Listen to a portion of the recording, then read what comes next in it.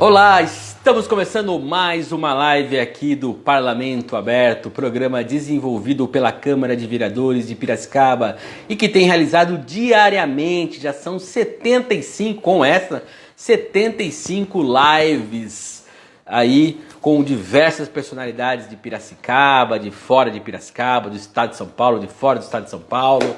A gente está fazendo um trabalho aí de informação, muita informação, trazendo para você que nos acompanha aqui em nosso Instagram. E hoje teremos aqui uma presença ilustríssima, o maestro Jamil Maluf.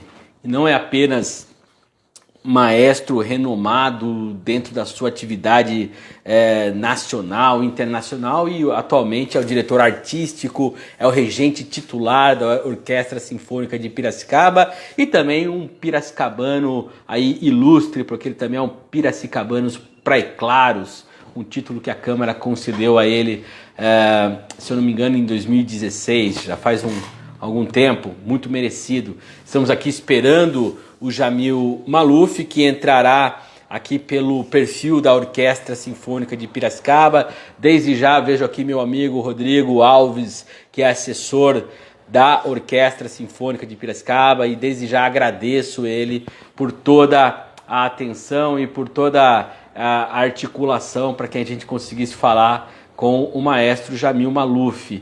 E aqui o assunto, evidentemente, a gente vai falar muito da histórica, ele já está aqui, né? Deixa eu já puxar ele, depois eu continuo esse preâmbulo aqui da nossa live. Sinfônica Piracicaba, maestro Jamil Maluf. Olá, boa tarde. Boa tarde, tudo bem? Como vai você, Eric? Tudo bem, Jamil, um prazer enorme falar com o senhor aqui, recebê-lo em nossa live, uma satisfação muito grande. O Eric, o senhor está no céu. Eu aqui sou... Tá bom, então.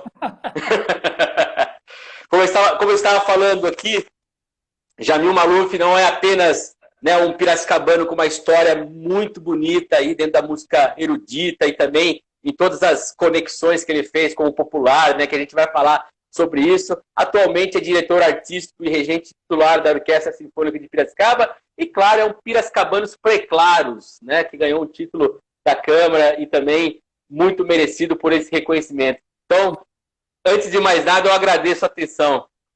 Imagina, para mim é um prazer estar aqui falando com você, falando com nossos amigos. Muitos estão entrando aí que eu conheço. Estou muito feliz. Bacana, Jamil.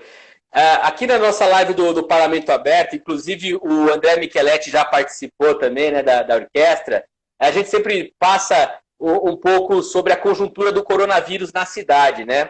Infelizmente, a situação de Piracicaba continua muito ruim. A gente continua na fase vermelha dentro do plano de reabertura do estado de São Paulo. Então, somente para abrir somente os comércios que são considerados serviços essenciais. Já chegamos aqui a 7.834 casos confirmados. De ontem para hoje, foram 160 pessoas confirmadas com coronavírus em Piracicaba. 1.564 continuam em tratamento. E aqui em tratamento são as pessoas que se tratam em casa, são as pessoas que se tratam na rede pública, rede privada, algumas que estão em leitos de UTI, outras que estão em leitos de enfermaria, de acordo com a doença, né, com a gravidade da doença. Temos ainda 1.041 suspeitos, pessoas suspeitas de ter a Covid-19 em Piracicaba, e já foram 201 óbitos, tá? De ontem para hoje foram mais 4 pessoas que faleceram por conta da Covid-19 em Piracicaba. O número que a gente sempre traz aqui também, Jamil, para aqui reforçar a nossa admiração e o nosso agradecimento a todo mundo que está na linha de frente, é que 6.069 pessoas se recuperaram da doença. Então aqui a gente manda o reconhecimento à classe médica, à classe da enfermagem, os gestores públicos que estão aí dentro dessa batalha que é a pandemia do coronavírus em Piracicaba. Mas o nosso assunto aqui, eu conversei muito com o Rodrigo Alves, né? O Rodrigo Alves é não só meu colega de trabalho na Câmara, como um amigo, né, dentro do jornalismo já indo quase para 20 anos já.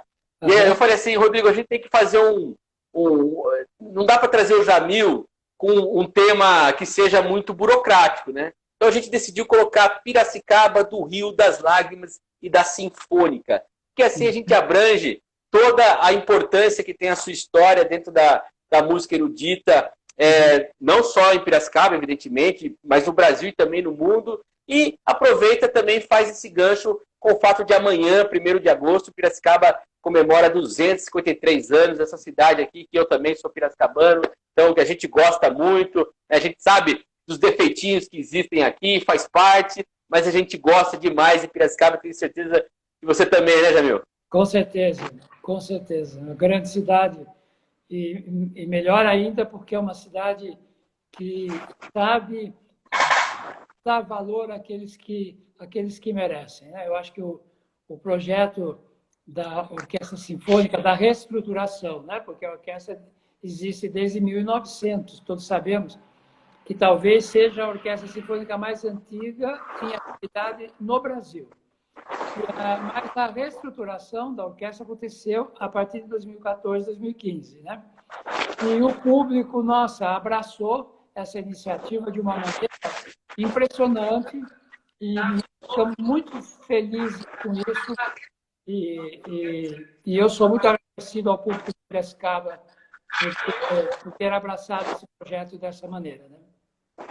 Com certeza. E é interessante porque hoje, né, às 20 horas, a gente vai lançar um vídeo, né? O senhor falou da Orquestra Sinfônica, que tem 120 anos, a Câmara também é uma instituição centenária também, e hoje vai ter essa união. Eu já tive a oportunidade de ver o vídeo, né, por conta até para poder, da versão da música do Rio de Lágrimas, que ficou linda, né, e assim, a gente junta duas instituições da cidade para homenagear Piracicaba com uma música que é um ícone. E aí eu já entro um pouco para a gente falar dos significados das coisas, né, Jamil? Você é um cara que saiu de Piracicaba muito cedo, foi estudar no exterior, morou muito tempo em São Paulo, foi diretor lá do Teatro Municipal de São Paulo, e teve oportunidade, né, de voltar para Piracicaba justamente para essa retomada da orquestra. Queria que você falasse um pouco da sua trajetória, né? E que se confunde também com muitos projetos, inclusive na TV Cultura, divulgação da música. Você sempre foi um cara muito batalhador nesse sentido, né? Então eu queria que você falasse um pouco da sua trajetória e o significado dessa volta, o que isso representa para você. Sabe, Eric, eu comecei em Piracicaba praticamente sozinho. Piracicaba tem uma importantíssima escola de música, que é a família Mali, né, que fundou em 1951. Extremamente importante essa escola. Mas eu não sei por que são essas coincidências do destino. Eu não tive a minha formação ligada à escola, né?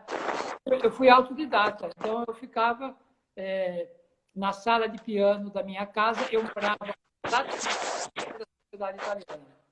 Então, atravessando a rua da minha casa, já era a Sociedade Italiana. E eu ali na Dom Pedro? Eu ficava estudando piano sozinho, né? Mais tarde que eu fui ter os primeiros professores. Aí saí de Piracicaba, vim para São Paulo, fiquei uns 3 anos em São Paulo,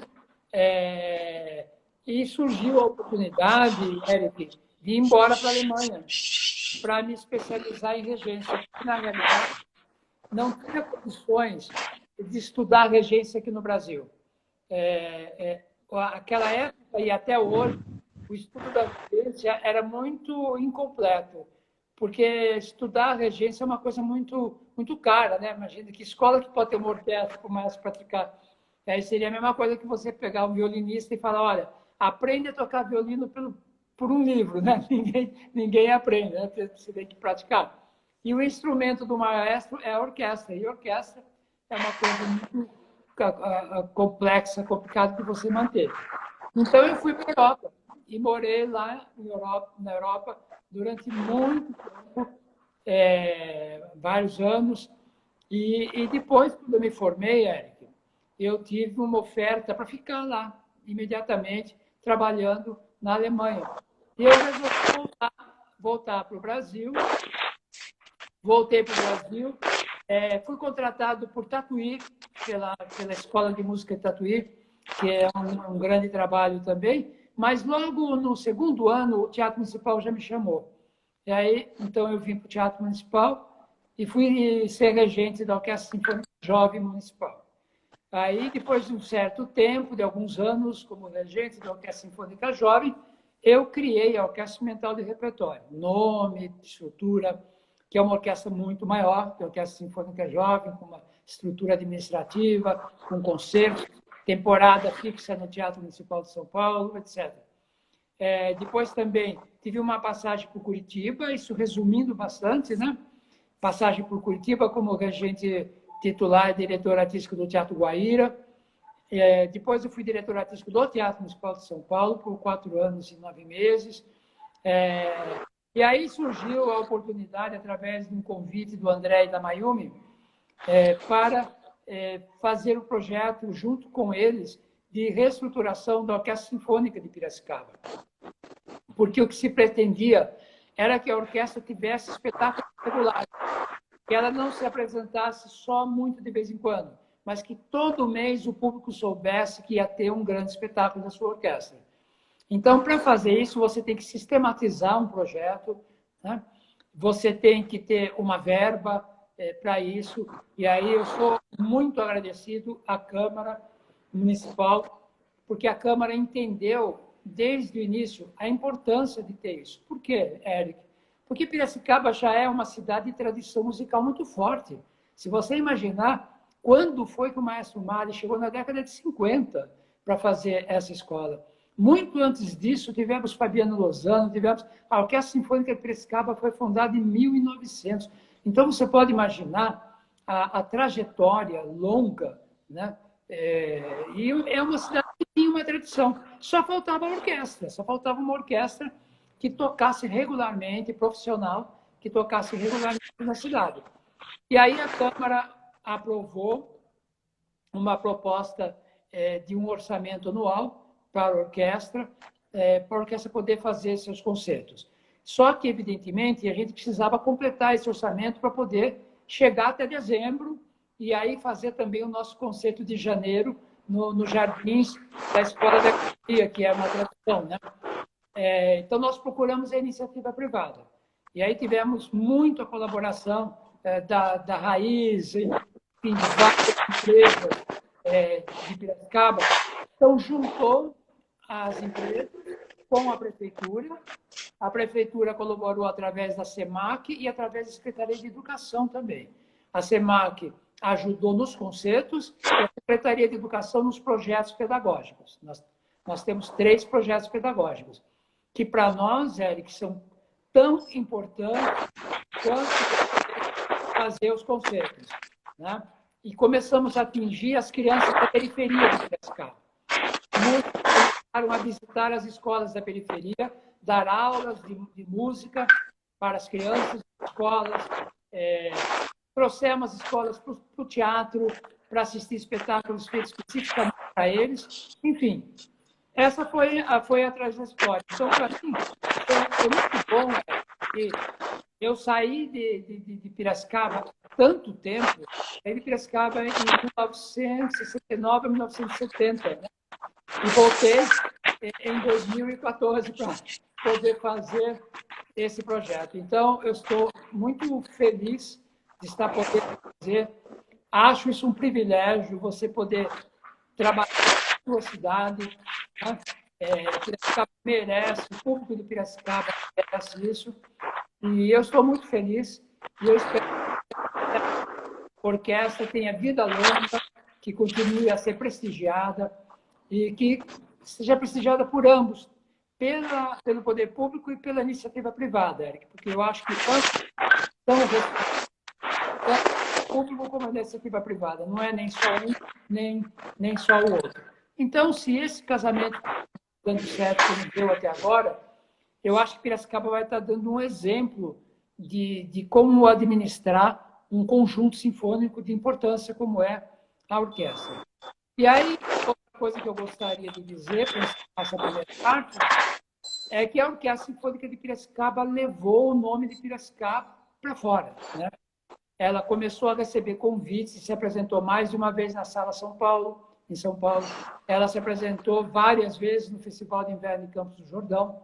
Esse ano, para voltar para Campos do Jordão, para voltar para a sala, e aconteceu a pandemia e teve que parar tudo.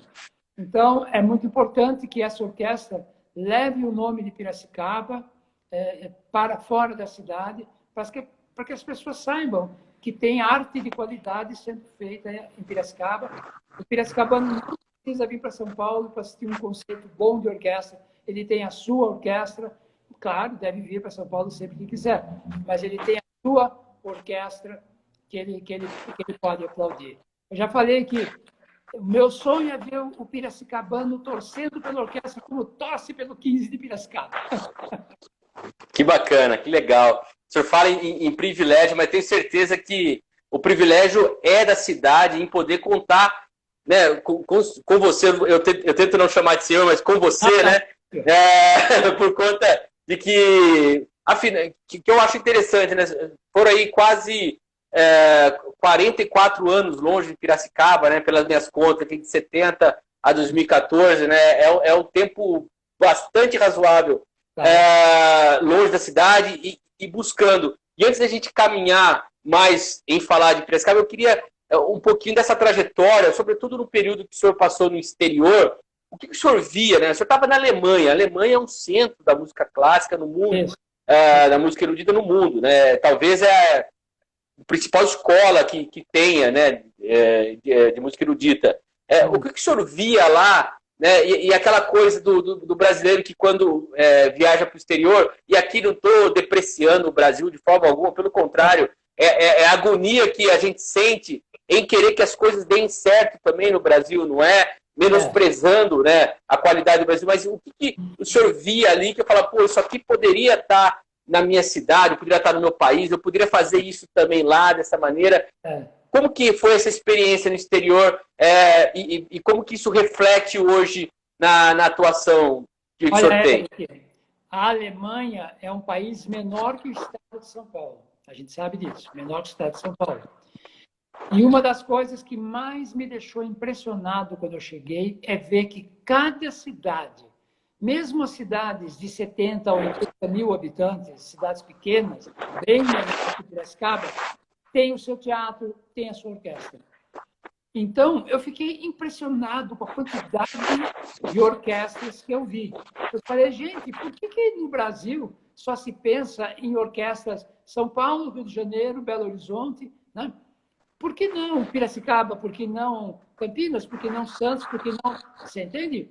Nós temos plenas condições disso. Com essa multiplicação de orquestras, você refina a cultura de um povo, você aumenta o mercado de trabalho também para os músicos profissionais, enfim. Então, a primeira coisa que me impressionou muito, Eric, foi isso, a quantidade de conjuntos de qualidade que eu vi. E olha, grandes orquestras nas grandes cidades e eu vi grandes orquestras nas cidades pequenas, sabe? Essa coisa boa de fazer música. A segunda coisa, Eric, que é muito importante para um músico, é o que ele ouve, né? Porque quando a gente ouve, a gente... eu não sei como explicar para você, mas quando eu ouvia o som de uma excelente orquestra na Alemanha, eu falava, nossa, esse é o som que eu quero criar no Brasil. Esse é o som que eu quero criar no Brasil. Essa beleza sonora, esse apuro, essa afinação, né? Esse timbre da orquestra, que coisa maravilhosa.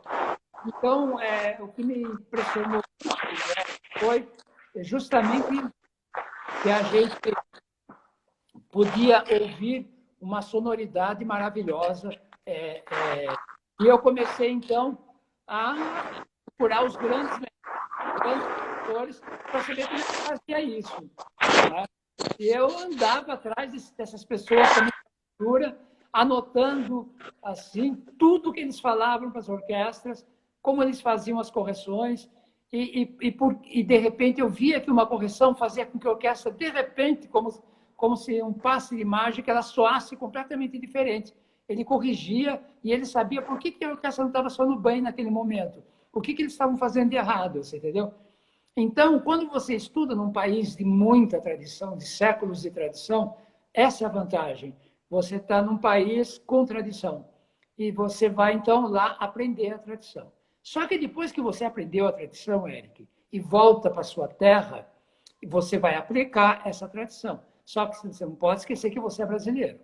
E você não pode esquecer que o brasileiro é muito criativo. E você tem a sua parcela para dar em cima disso, que é a parcela da criatividade do brasileiro. Entendeu? Por isso que quando eu fundei uma orquestra no Teatro Municipal, ela passou a se chamar Orquestra Experimental de Repertório.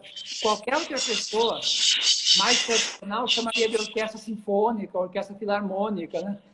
Essa coisa toda, né? E começamos a fazer algo diferente, a tocar trilhas sonoras de filme, com projeção de filme numa tela. Eu toquei com Hermeto Pascoal, com Gal Costa, com Egberto Gismonti, com Deus e o Mundo, que faz música nesse país, entende? A orquestra fez óperas e mais óperas, balés e mais balés. Aí, em Piracicaba, colocamos a música sertaneja no palco do Teatro do Engenho e depois no palco do Teatro Losso com orquestra sinfônica, né? Colocamos a música sertaneja no lugar onde ela merece, porque ela é o reflexo da alma de um povo, você entendeu? Não se pode ter complexo de inferioridade em relação à música sertaneja, em hipótese alguma. Nós levamos também grandes músicos, Fábio Peron para Piracicaba, um grande bandolinista, né? O sucessor de Jacó do Bandolim. Enfim, Piracicaba viu desde grandes pianistas até grandes violinistas, violonistas, bandolinistas, enfim, essa coisa. Então, você tem que colocar sua mente para trabalhar e ver que você está programando para um público que é formado por pessoas diferentes, diversas. Cada um tem um gosto, né? Então, você tem que fazer o possível para agradar a todas essas pessoas. Só não pode abrir mão da qualidade, Eric. A qualidade é algo... Aí não tem conversa, né? Nós não vamos colocar uma música que não tenha qualidade no palco, porque isso é um desrespeito com a orquestra, com o público. Nós vamos colocar que tem qualidade no palco, né? Então... É importante isso que o senhor colocou, a gente vai entrar muito nesse assunto, né? Até porque hoje, né, o vídeo que a orquestra está executando, o Rio de Lágrimas, é justamente isso na prática que o senhor está colocando, né? É uma música sertaneja, né, conhecida, embora a Rio de Lágrimas ela já tem diversas versões em diversos estilos, a própria MPB, como assim se denomina, né, a música popular no Brasil, já assumiu ela dentro do repertório, mas mesmo assim vocês buscam essa aproximação. E aí, já aproveitando quem está falando disso, eu acho que gostaria que o senhor falasse um pouco mais dessa aproximação, porque estamos falando aqui de hoje, que vai ser às 20 horas lançado, inclusive fica aqui a divulgação, né, 20 horas nas redes sociais da Câmara, o vídeo, ficou lindo o vídeo. Eu falei para o Rodrigo, eu não consegui, eu tive que ver umas 4, 5 vezes na sequência, no repeat, né, para poder absorver. O vídeo ficou muito bonito, realmente. E aí, eu queria que o senhor comentasse, por exemplo, eu vou lembrar aqui algumas coisas de cabeça. Beatles, né? Vocês fizeram uma apresentação fenomenal com Beatles, trazendo Beatles, né? Que foi sensacional. O senhor já fez parceria com Sepultura, que é metal, que é uma coisa pesada, né? Eu sou mais dessa linha, viu, Jamil? Eu sou mais do rock, assim, né? Sempre escuto. Eu e o Sepultura, nós tocamos para 20 mil pessoas, Eric. Eu acho que eu nunca tive um frio na barriga em toda a minha carreira, mas naquele dia eu tive. Mas como que é para você que está ali acostumado com música erudita, de repente vê aquela distorção, aquela coisa pesada da guitarra, do baixo, como que é? Como que consegue transformar isso? É uma curiosidade que eu tenho, Jamil. Vou contar para você como é que surgiu esse projeto. As pessoas não entendem como é que surgiu, né? Esse projeto, por que eu entrei no projeto? Porque esse projeto era um projeto que foi feito para tentar salvar a madeira pau-brasil. Porque o pau-brasil tem extinção, né? Então, estava tendo um movimento no Brasil naquela época para salvar o pau-brasil. Foi 2011 isso, para salvar o pau-brasil. E aí eu soube que o Sepultura entrou nesse movimento também. E aí vieram perguntar para mim, maestro, vamos chamar temos que chamar a atenção da imprensa e do público para esse projeto do Pau-Brasil. E a gente está achando que não existe melhor maneira do que fazer uma coisa que as pessoas não estão esperando. Jamais sonhariam ver o Sepultura como orquestra sinfônica do Teatro Municipal. O senhor topa entrar nessa história, entendeu? E aí a gente chama a atenção do Brasil inteiro para a questão do Pau-Brasil. E foi assim que eu entrei na história, né? Para ajudar a chamar a atenção, porque, afinal de contas, a madeira do Pau-Brasil é usada para fabricação de instrumentos, arte de instrumento, essa coisa. A extinção do Pau-Brasil, ela prejudica a música, a indústria de construção de instrumentos, e muito, né? E aí, Eric, foi uma coisa muito engraçada, porque o espetáculo, quem ia abrir o espetáculo era a orquestra, né? E depois entrava o Sepultura. E aí eu tive mais de uma reunião com eles. Eu falei, olha, pessoal, eu vou tocar uma peça com orquestra curta, de no máximo 10 minutos, para abrir o espetáculo, né? O que vocês acham que eu devo tocar? E aí eu estava me preparando para ouvir eles falarem as coisas mais, né, radicais. Aí eles viraram para mim e falaram, maestro, toca Wagner. Eu falei, como? Você quer que eu toque uma abertura de Richard Wagner? Ele falou, maestro, metaleiro adora Wagner. Aí o concerto foi aberto com a abertura da ópera Os Mestres Cantores de Nuremberg. Você não pode imaginar, Eric, eu fiquei impressionado, a imprensa calculou por volta de 20 mil pessoas na praça assistindo isso daí. Quando terminou a coisa, aqueles metaleiros levantavam o braço para cima, assim, entendeu? Naquele gesto do metaleiro. Meu Deus do céu! Aí, quando eu olho, de repente, para o lado da plateia, eu vi uma cadeira voando, Eric. E uma pessoa que ficou tão maluca com a apresentação, virou gol. Foi uma coisa impressionante. Que legal! E depois entrou o Sepultura, e nós tocamos, teve um trecho do espetáculo que nós tocamos a Ode à Alegria da Nona Sinfonia de Beethoven. E aí, nossa, foi uma emoção que tomou conta de toda a praça, né? Porque eles perceberam que música não tem barreira, né? Quando a música é boa, né? Quando mexe com o público, não tem barreira, né? Basta você fazer. Então, a minha carreira sempre foi caracterizada por isso. Você percebeu, quando você falou generosamente sobre a minha pessoa no início aqui da nossa live, e você falou sobre essa coisa, você percebeu que a carreira que eu construí foi totalmente em cima disso, para desmistificar, para aproximar as pessoas, não para distanciar as pessoas. Perfeito, perfeito. E falando, já que o senhor citou Wagner, né, uma das tomadas do cinema mais famosas, que é o Apocalipse Now, do Coppola, que utiliza a Cavalgada das Valquírias, né, ali na chegada dos helicópteros ao Vietnã, aquela coisa toda. O senhor também tem essa pegada com o cinema, né? Como que foi essa aproximação com o cinema? De onde que surgiu? Porque a gente tem vários filmes, né? Eu citei aqui o Apocalipse Now, mas se você pegar, por exemplo, 2001, Uma Odisseia no Espaço, ele é basicamente né, ele é muito mais musical do que de atuação, né? É um filme musical, a música é muito importante, como tem outros vários também que a gente pode ir lembrando aqui. Mas como que se deu essa aproximação com o cinema? Olha, porque, em primeiro lugar, eu tenho que confessar que depois da música, a minha maior paixão é o cinema. Então, já começa por aí. Mas não foi por causa disso. Foi pelo seguinte, Eric, se você observar, com o advento dos instrumentos eletrônicos, dos sintetizadores, etc., custaria muito mais barato para um cineasta colocar um tecladista dentro do estúdio e gravar tudo com som sintetizado, a trilha sonora. Por que cineastas importantes chamaram John Williams para escrever para a orquestra o tema do ET? Né? Por que cineastas importantes chamaram um Ennio Morricone para escrever uma trilha sonora do Cinema Paradiso? Né? Por que Fellini chamou Nino Rota para escrever a trilha sonora de La Dolce Vita?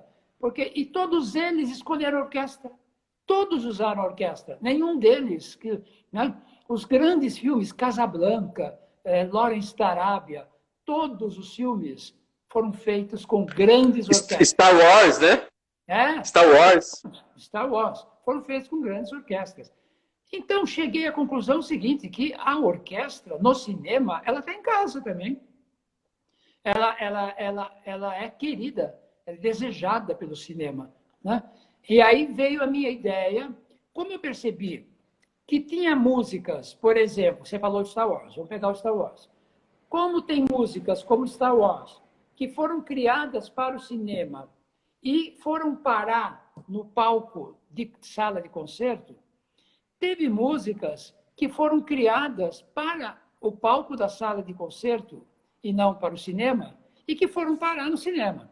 Então, teve essa via de mão dupla, né? E aí veio a ideia de fazer o cinema em concerto, né? Essa série. Ela começou em 1994 e aconteceu todos os anos. Você pode imaginar a quantidade de filmes que não foram exibidos nessa série, filmes de ficção científica, desenho animado, grandes musicais da era de ouro de Hollywood. Mas é o que você pode imaginar. Abria na tela aquela cena maravilhosa do Lawrence da Arábia, a orquestra tocando embaixo, o Cinema Paradiso Municipal inteiro chorava. Nossa, foi uma coisa impressionante, você entendeu? Então, isso aconteceu porque a orquestra e o cinema têm uma ligação umbilical. Se você imaginar, Eric, que uma grande trilha sonora ela é uma coautora da cena, ela ajuda a cena, você entendeu? A famosa cena do assassinato no chuveiro, né? No filme do Hitchcock, você entendeu? Do Hitchcock. Exatamente. Psicose, né? Isso, Psicose. Eu fiz uma brincadeira, Eric. O dia que eu programei isso no Teatro Municipal, eu peguei o microfone e falei para o público: vocês não têm nem ideia de como uma trilha sonora é importante para um filme. Eu vou exibir para vocês a cena do assassinato no chuveiro, só que eu não vou tocar nada, vocês vão ver a cena.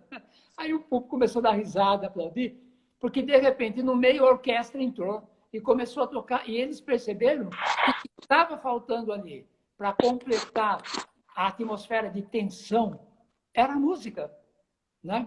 Era a música. Então, na realidade, a música e cinema, quando são feitos por geniais cineastas e geniais compositores, elas se complementam. Uma depende da outra para se realizar.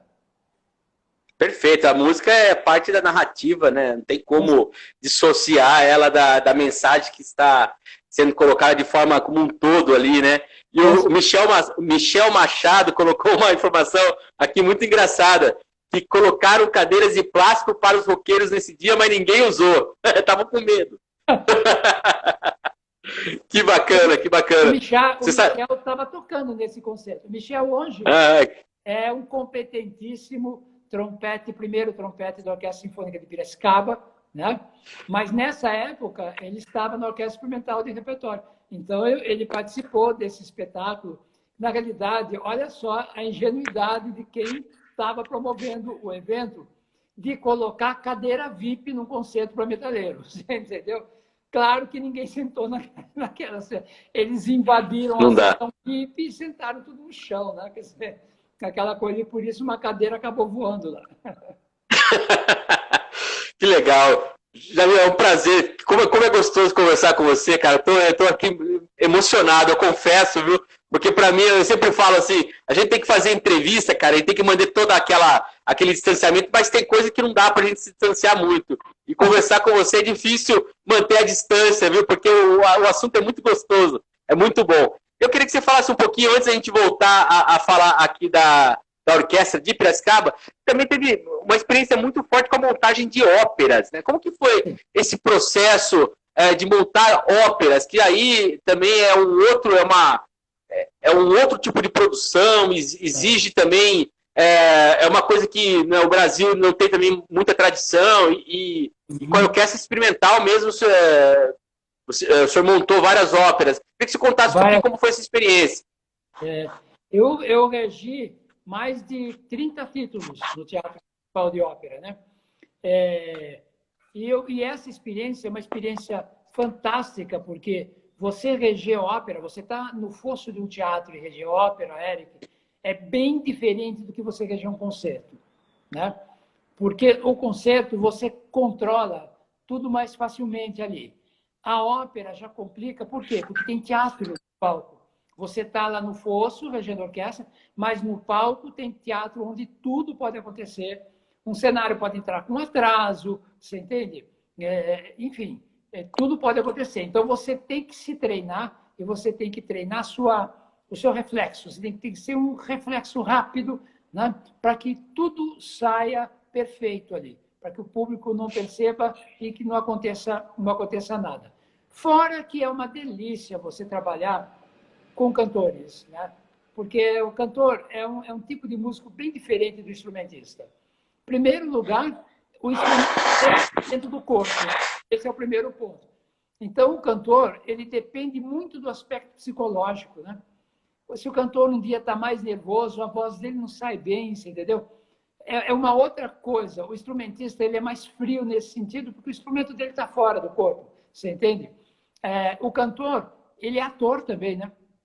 Então, aproxima muito essa coisa do contato com o ator. Quem já trabalhou com ator em teatro sabe o que é o contato com o ator. É uma atmosfera muito mais descontraída, divertida, né?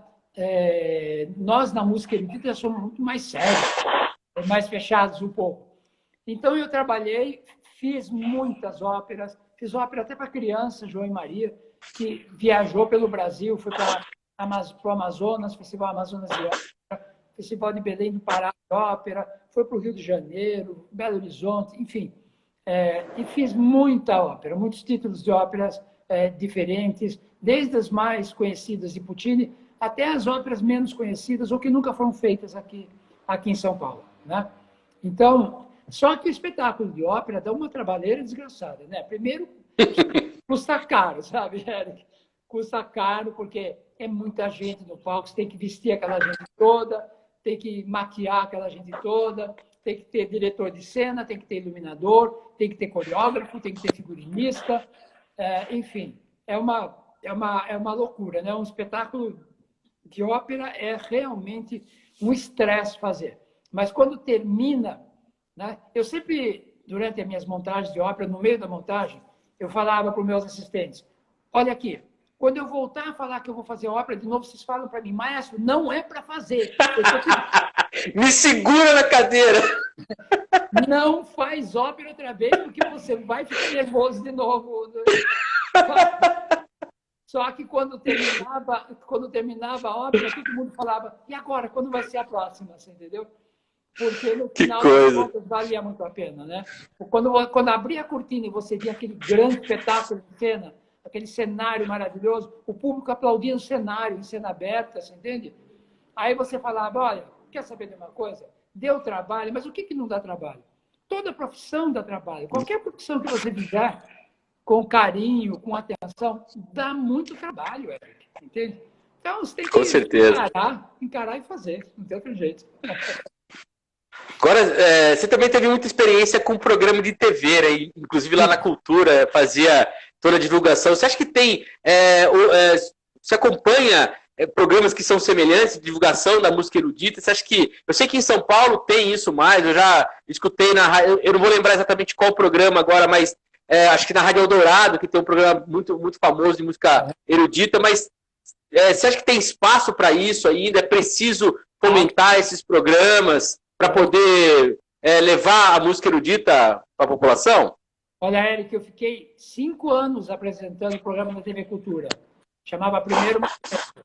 E eu só parei porque eu comecei como titular do Teatro Guaíra e eu precisava ficar viajando entre São Paulo e Curitiba e não dava mais tempo de fazer outras coisas, né? E hoje eu estou na Rádio Cultura faz quase 6 anos, fazendo programa na Rádio Cultura, programa intérprete, na Rádio Cultura FM. Nossa, eu acredito totalmente nisso daí, totalmente. Eu acho que esse espaço, porque veja, Eric, por mais público que você atraia num programa, num concerto do Teatro Municipal, você consegue colocar ali, se vender todos os ingressos, 1.400 pessoas. Agora, imagine quantas pessoas eu não atingia com a TV Cultura. A TV Cultura, alguns programas da TV Cultura passam em todas as TVs educativas dos outros estados brasileiros. Então, esse programa que eu fazia, por exemplo, era um dos programas que estava negociado nesses contratos. Ele era repetido no Rio de Janeiro, em Belo Horizonte, em Manaus, em tudo quanto é lugar. Você pode imaginar quantas pessoas não assistiam esse programa, entende? Então, você consegue, principalmente num país que tem dimensões continentais, que nem o Brasil, para você conseguir ampliar a sua área, você tem que ir para os veículos de comunicação de massa, entendeu? Da mesma maneira que essa pandemia agora, com toda essa tragédia, né, que ela trouxe para o nosso país, que é uma coisa muito triste de ver, ela forçou também os músicos, os atores, a procurar um novo meio de comunicação, que é a internet, entende? E eu tenho certeza que quando finalmente acabar, felizmente acabar, tiver uma vacina, nós não vamos deixar a internet, vai continuar, nós vamos continuar a produzir conteúdos para a internet, a dar aulas pela internet, você entendeu? Eu acho que muita coisa ficou aí importante, viu, Eric? Ficou muita coisa importante. Vai ficar uma coisa muito, muito importante. Conceitos que vão poder ser também transmitidos pela internet. Enfim, eu sou totalmente favorável a isso, né? Eu só não joguei bola até hoje porque eu sou um péssimo jogador, viu, Eric? Porque o resto... Viu? Mas é legal que eu acho importante, né? Porque assim levar a música e eu gosto muito, eu sou uma pessoa que gosto muito de curadoria, viu, Jamil? Embora ao mesmo tempo que consuma muito coisa de internet e tudo mais, mas eu acho que a figura do curador, do cara que sabe, te diz, olha, isso é muito bom, que é o que você fazia ali no programa da TV Cultura, que isso aqui é interessante, isso aqui é o movimento que está acontecendo. Essa figura, eu acho que ela pode vir, qualquer tecnologia não vai desaparecer, porque é quem sabe, cara. E eu acho que quem sabe, sabe, realmente, né? É um ditado aí, né? É um pouco pleonasmo dizer isso, mas é exatamente isso. E aí, cara, tá falando de pandemia, né? Opa, travou um pouquinho aqui. Voltou? Falando de pandemia, a orquestra, ela estava prevista, né, de inaugurar o fosso operístico aqui do Teatro Losso Neto, né? Acho que era em março, se eu não me engano, né? Na abertura da temporada, exatamente. Qual que é o tamanho da frustração, cara, com esse ano que, infelizmente, a temporada, né, pelo jeito, não vai acontecer, né? Quer dizer, já não aconteceu, né? Qual que é o tamanho dessa frustração e como que a orquestra tem que agir, até por conta, a gente sabe, da questão financeira também, os músicos estão sofrendo muito com isso, eu tenho acompanhado bastante essa discussão. Como que você vê toda essa questão, Jamil? Olha, é muito, muito, muito, muito difícil. Para mim, na realidade, a frustração é dupla. Primeiro, porque a Orquestra Experimental comemora 30 anos da fundação esse ano.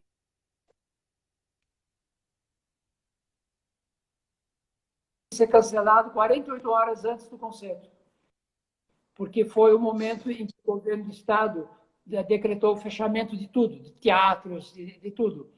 Nosso solista já estava em São Paulo, né? Teve que voltar para os Estados Unidos, foi tudo cancelado. E aí, também, em março, era para acontecer a inauguração do fosso operístico, que é uma coisa que Piracicaba estava esperando há tanto tempo que acontecesse, mas ia acontecer agora e finalmente não aconteceu. Então, é uma frustração muito grande e a preocupação nossa também é muito grande, porque o que acontece?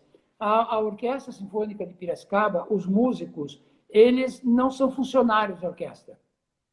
Eles não são. Ela não é uma orquestra municipal, né? no sentido de que ela é formada por funcionários da prefeitura, como acontece em Americana, por exemplo. A Orquestra Americana são funcionários da prefeitura. A Orquestra Sinfônica de Piracicaba não são funcionários, né? Ela é uma orquestra a cachê, ou seja, o músico só recebe quando ele se apresenta, né? Então, o problema que está acontecendo é como não se apresentou, pelo momento, o músico da Orquestra Sinfônica de Piracicaba não recebeu um tostão. Então, você pode imaginar que situação complicada para o músico, né? E não porque não quiseram pagar, porque, do ponto de vista administrativo, jurídico, não tinha como pagar uma orquestra se o músico não é funcionário, ou se ele não é seletista, ou se ele não é, entendeu? Administrado por uma organização. Enfim, esta é a situação. Então, eu acho que nós estamos aguardando aí uma solução para esse assunto, né? Porque até o momento a gente, sabe, eu tenho uma coisa que eu tenho muito orgulho de falar, viu? E gostaria aqui de elogiar, são esses senhores lá, como Zé Carlos Moura, que são pessoas abnegadas. São pessoas que não ganham nada para administrar a orquestra, não ganham um tostão para administrar a orquestra, administram a orquestra com uma correção de prestação de contas, né? Você nunca viu essa orquestra envolvida em nenhum escândalo financeiro, nem nada, entende? Todo o dinheiro que foi destinado a ela foi prestado conta, né? Ela sempre teve seus projetos aprovados na Lei Rouanet, justamente por causa dessa correção. A gente teve até a Orquestra Sinfônica Brasileira com problema da Lei Rouanet por causa da prestação de contas, né? Isso não aconteceu. Então, em Piracicaba, eu posso dizer com muito, muito orgulho, né? Como é bem aplicado esse dinheiro. E ninguém está ganhando muito dinheiro, nem os músicos, nem maestros, nem ninguém, entendeu? Eu sempre falo para as pessoas, eles falam, mas quanto que você ganha para ser o diretor artístico? Eu falo, nada, eu só ganho quando eu rejo, né? Se no mês que vem eu não estiver aqui regendo, tiver outro, é o outro que vai ganhar o meu cachê e eu não vou receber nada, você entendeu? Então, é assim que funciona, foi dessa maneira que a gente conseguiu fazer a orquestra funcionar, porque senão não teria dado, se você somasse todo o dinheiro, não teria dado e a gente ia ter que trabalhar com uma orquestra de câmara, né? E não uma orquestra sinfônica, que o sentido era suprir a cidade como uma orquestra sinfônica mesmo, como a nossa, né? Que tem quase 60 músicos, né? Para você poder fazer uma grande sinfonia de Brahms, uma coisa assim, né? Enfim, todo o repertório. Então, o momento está sendo especialmente muito difícil. E aí, Eric, a minha próxima tarefa, eu acho, em relação à Orquestra Sinfônica de Piracicaba, é tentar resolver essa questão, né? É claro que não pela transformação da orquestra numa orquestra de funcionários públicos, porque isso daí é o caminho mais curto para a decadência da orquestra, né?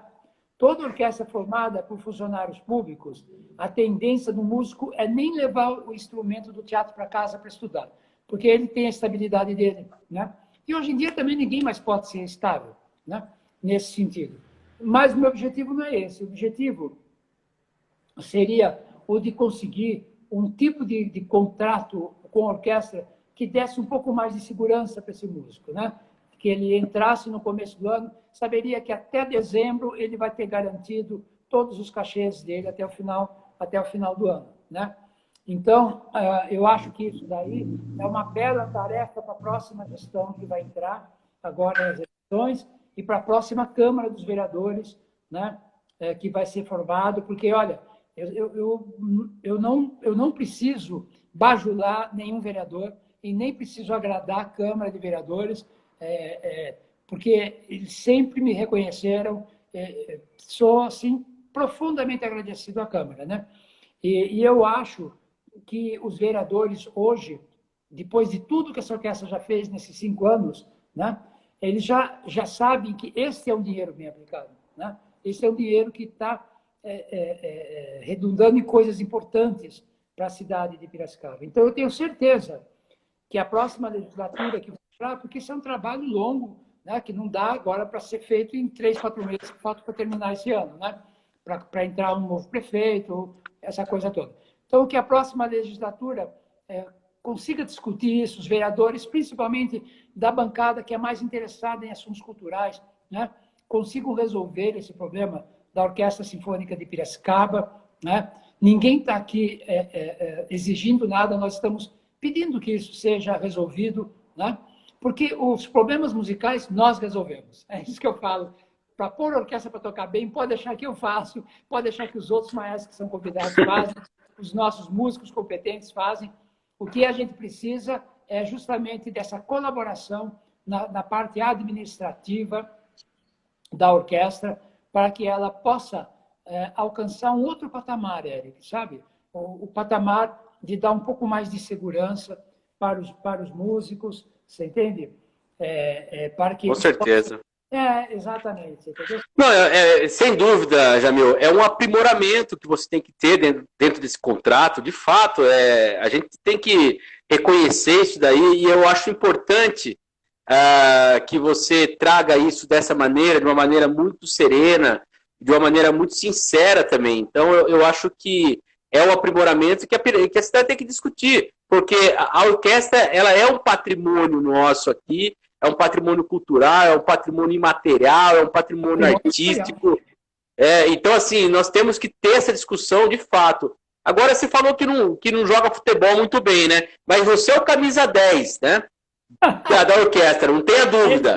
Embora não jogue futebol. E aí eu quero uma coisa aqui. Vou falar uma coisa para você. Eu estudei no Sudminute. Você conhece o Sudminute? É interessante. Sim, claro. Que perto. Na minha época, era considerado a escola mais difícil. O aluno que conseguisse passar de ano no Sudminute faria qualquer coisa na vida na sequência, né? Mas por que eu estou falando? Porque lá tinha as aulas de educação física, né, naquela época, e para meu desespero era futebol. Não era tênis, nem basquete, nem vôlei, era futebol.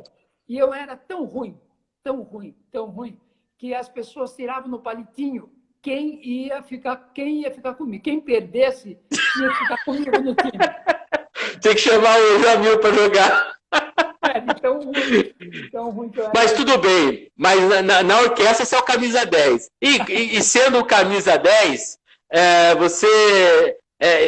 a sua relação dentro da música erudita proporciona também muito contato, né? Muitos músicos vêm para cá para tocar, para ser regido por você, convidados que vêm, inclusive do exterior, a gente vê por aí pessoas que vêm. Como que esse seu know-how, aí vamos dispensar um pouco a falsa modéstia aí, como esse know-how que você tem agrega a orquestra aqui, Jamil?